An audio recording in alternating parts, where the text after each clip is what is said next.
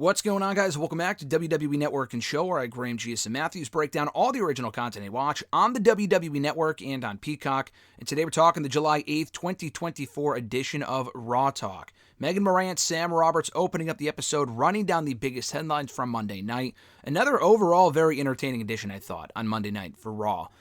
They've been on a pretty consistent streak lately, including SmackDown as well, a pretty strong programming, and I thought it was a very good show overall. They immediately replay the Gunther video package, not the Damian Priest one, although that one was good too. And I thought that was a great package. Get your mind out of the gutter. But like the vignette they aired for Gunther was awesome, in that it immediately detailed his NXT UK run, his dominance that he had over there, including his debut on that show 5 years ago. And they even included the call from Nigel McGuinness saying, he's here. And he's obviously currently an AEW commentator. So I thought that was cool. They previewed Damian Priest defending the World Heavyweight Championship against Gunther at SummerSlam.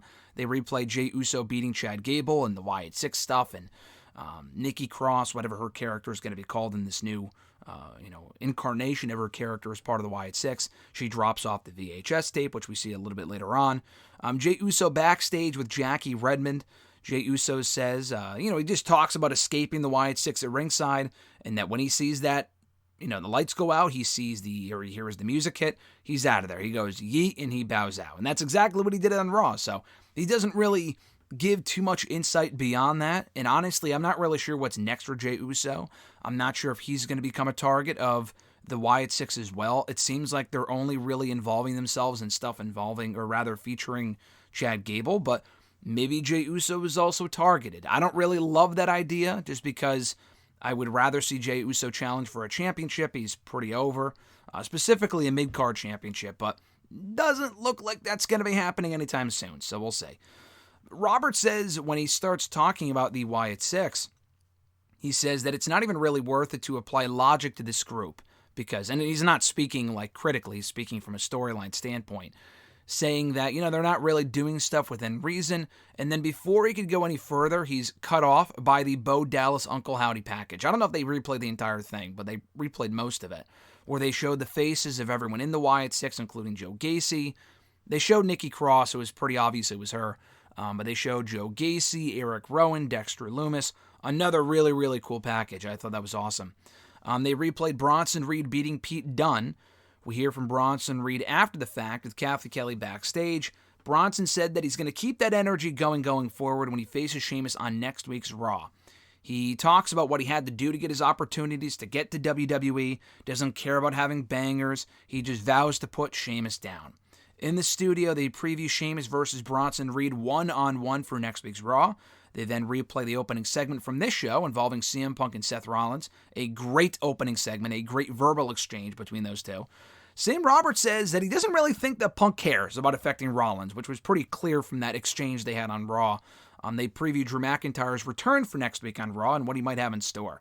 They recap Braun Breaker attacking Sami Zayn. They replay Braun Breaker facing Ilya Dragunov, losing by disqualification when he tossed a fucking chair at the guy, which was crazy.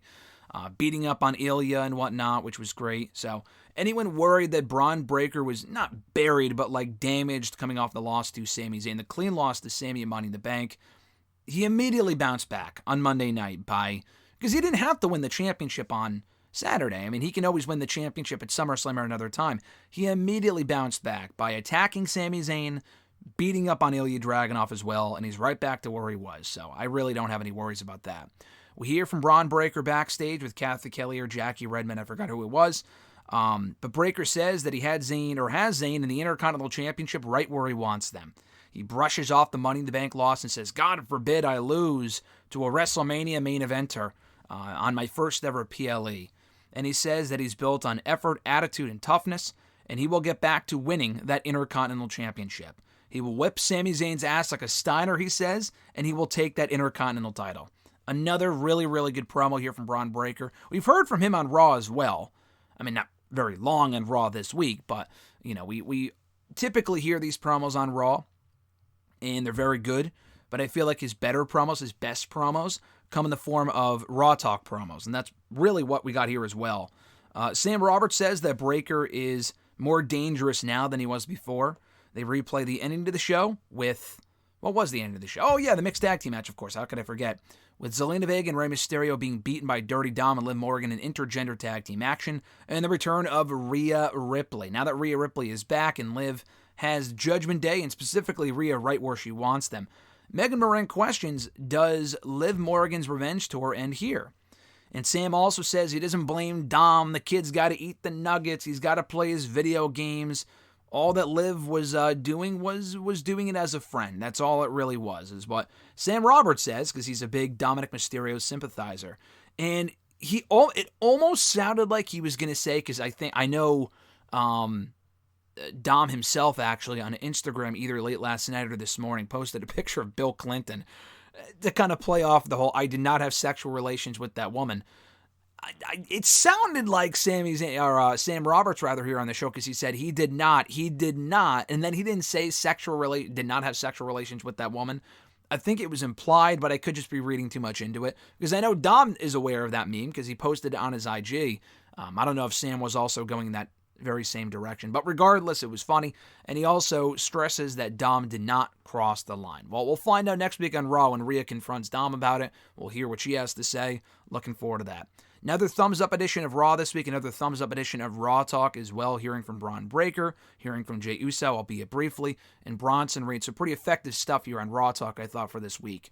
Thank you guys for checking out my review. I appreciate it. Be sure to like the video, drop a comment, share the video, and subscribe to the channel for more daily content. Have an awesome one, folks. I'm Graham G.S. Matthews, and I'll catch your ass down the road.